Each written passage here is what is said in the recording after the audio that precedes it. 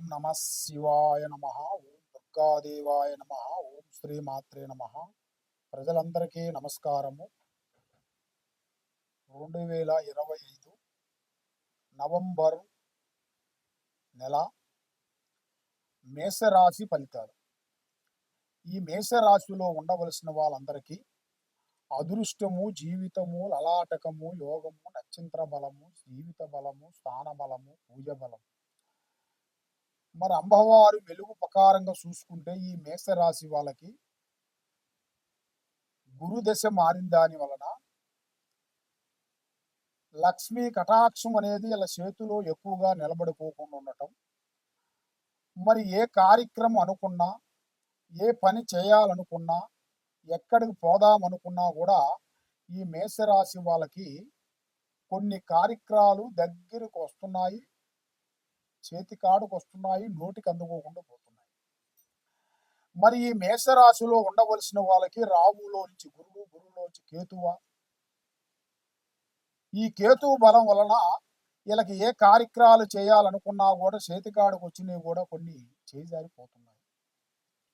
మరి ఏ కార్యక్రమం చేయాలన్నా, ఎటు పోదామన్నా కూడా వీళ్ళకి శని ప్రభావం అనేది కొంచెం వెంటాడుతుంది.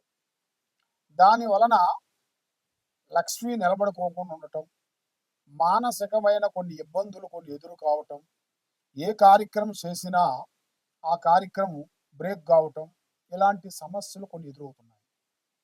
కాబట్టి ఈ రాశిలో ఉండవలసిన వాళ్ళకి ఎన్నో రోజుల నుంచి అనుకున్న కోరికలు నెరవేరాల్సిన టైము అతి దగ్గరలోనే వచ్చేసింది. మరి ఒక గృహం కట్టుకోవాల్సిన యోగం అనేది వీళ్ళ జాతకంలో వచ్చేసింది. మరి వీళ్ళు ఊహించని అదృష్ట యోగం అనేది అది స్త్రీ రూపం కానీ, పురుష రూపంలో కానీ, బిడ్డల రూపంలో కానీ, పిల్లల రూపంలో కానీ, అది ఈ రూపం ఆ రూపం అనేది చెప్పలేం. అది ఏ రూపంలో నుంచి ఒక రూపంలో అనేది వీళ్ళకి స్థాన చరణం అనేది వీళ్ళ జాతక యోగంలో అనేది రాబోతుంది. మరి ఈ నెలలో ఇల్లు చేయాల్సిన కొన్ని పూజా కార్యక్రమైన విషయాలని కొన్ని జాగ్రత్త చేయాలి. పూజా విధానాలు ఏమిటంటే ఇల్లు ఉపవాసాలు కానీ, నది స్థానాలు కానీ, మరి కొన్ని చేయాల్సినవి కూడా ఈ కార్తీక మాసమున మొదలు కాబోతున్నాయి. మరి ఈ కార్తీక మాసమున కొన్ని మన ఎన్నో రోజుల నుంచి మనం అనుకున్న కార్యక్రమాలు, మనం అనుకున్న పనులు, కొన్ని లేట్ అయిన పనుల వల్ల, కొన్ని చేయలేని పూజలు మధ్యలో ఆగిపోయినాయి. దాని వలన పెద్దవాళ్ళు కొన్ని పూజలు చెప్పిన విషయాలు కూడా మనం అర్థం చేసుకోకుండా ఆ పూజలు కొన్ని పక్కకి పెట్టేసి మరి కొన్ని కార్యక్రమాలు చేసుకుంటూ పోతుంటాం. మరి కొన్ని కార్యక్రమాలు చేసేటప్పుడు మరి పెద్దవాళ్ళు చెప్పిన విధానాలని, పెద్దవాళ్ళు చెప్పిన పూజా కార్యక్రమాలని మనం చేసుకుంటూ వెళ్ళాలి. మరి మనకి కులదైవం, కులదైవం అంటే మన తాతల ముత్తాతల నుంచి అమ్మవారు మన గ్రామంలో కానీ, మనం ఉండే స్థానంలో, మనకు ఆది పునాది ఫస్ట్ నుంచి మనకి ఎక్కడ ఉంటామో అక్కడ అంటూ ఒక అమ్మవారు అనేది ప్రతి ఒక్కరికి ఒక అమ్మవారు అనేది ఉంటుంది. కాబట్టి ఈ రోజుల్లో ఆ అమ్మవారు ఎవరు అని అడిగితే తెలవదంటారు. ఆ అమ్మవారు ఏమిటో తెలవదు, మా కులదేవత ఏమిటో తెలవదు, మా కులదేవత వెంకటరమణ, సాయిబాబా, అయ్యప్ప, శివుడా, బ్రహ్మంగారా ఎవరా అనేది కూడా వాళ్ళకే అర్థం కాదు. కాబట్టి కులదైవాన్ని మరసొద్దు. కులదైవాన్ని మరిసిన దాని వలన కొన్ని కార్యక్రమాలు, పెద్ద పెద్ద కార్యక్రమాలు కూడా అయిపోతాయి. ఎన్నో రోజుల నుంచి కొన్ని మొక్కులు కూడా మనం చెల్లించుకోకుండా మనం ఎక్కువ లేట్ చేసిన దానివల్ల ఏమవుతాయి అంటే మనకి ఫైనాన్స్ ప్రాబ్లం అవుతుంది, తర్వాత హెల్త్ ప్రాబ్లం అవుతుంది, ఆరోగ్య సమస్య అయిపోతుంది. దానివల్ల మానసికమైన ఒత్తిడి అంటే మనశ్శాంతి లేకోకుండా ఉండటం, మానసికమైన చిన్న చిన్న సమస్యలు పోయి పెద్ద పెద్ద సమస్యలుగా రావటం, మనం చేసే ఆఫీసులో మన ముఖం చూసిన వాళ్ళు బొగ్గు అనటం, మనం ఎంత కష్టపడ్డా కూడా ఏమి కష్టపడ్డావు, ఏం చేసావు నువ్వు అన్నట్టుగా మనల్ని చిన్న అంచనా వేయటం, అలాగా డిస్టర్బెంట్ చేయటం, మనశ్శాంతి లేకోకుండా కొన్ని సంఘటనలు కొన్ని ఎదురవుతుంటాయి. మరి వ్యవసాయ రంగంలో కానీ, రియల్ ఎస్టేట్లో కానీ, ఈ యూట్యూబ్ రంగంలో కానీ, సినీ ఫీల్డ్లో కానీ వీళ్ళకి గొప్పగా చెప్పుకోవాల్సిన ఒక అద్భుతమైన విజయం అనేది వీళ్ళ జాతకంలో రాబోతుంది. వీళ్ళు ఎన్నో రోజులు ఊహించని అదృష్ట టయాలు కూడా వీళ్ళకు కొన్ని ఎదురయ్యే మార్గాలు కూడా కొన్ని దగ్గరకు వస్తున్నాయి. కాబట్టి మరి ఈ నెలలో 16వ తారీఖు నుంచి నూతన కార్యక్రమాలు, నూతన పనులు, నూతన విజయాలు సాధించాల్సిన కొన్ని ఉన్నాయి. కాబట్టి మీరు ఏ కార్యక్రమం చేయాలనుకున్నా, ఏ పూజా బలం మీరు చేయాలనుకున్నా కూడా తొందరపాటు లేకోకుండా ఆచితూచి అడుగేయండి. తొందరపాటు వల్ల ఎన్నో నష్టాలు ఉన్నాయి. మీరు చేయాల్సిన పనులు కానీ, చేయాల్సిన ప్లానింగ్ కానీ ప్రాణం లాంటి స్నేహితుడు కానీ, మిత్రుడు కానీ, బంధువు కానీ ఎవరికి చెప్పి చేయొద్దండి. మీరు ఏ కార్యక్రమం అనుకుంటారో ఆ కార్యక్రమం కంప్లీట్ అయ్యేంత వరకు ఎవరికి చెప్పొద్దండి. దానికి చెప్పిన దానివల్ల ఎన్నో నష్టాలు కొన్ని రాబోతున్నాయి.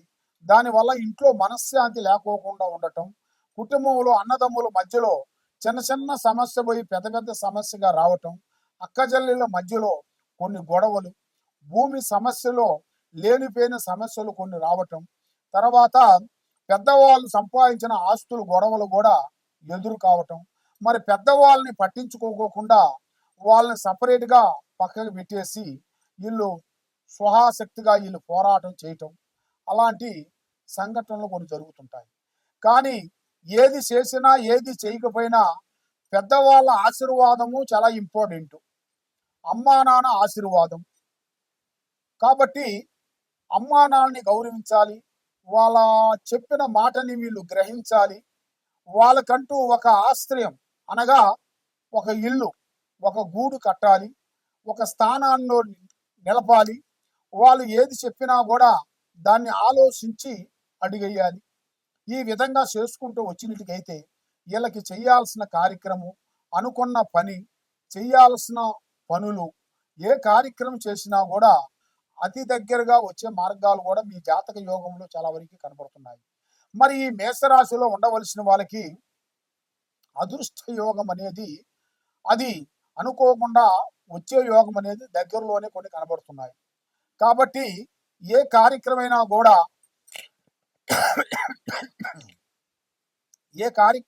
కూడా ఆలోచించి తొందరపాటు లేకోకుండా ఆలోచించి ముందడుగు వేయండి.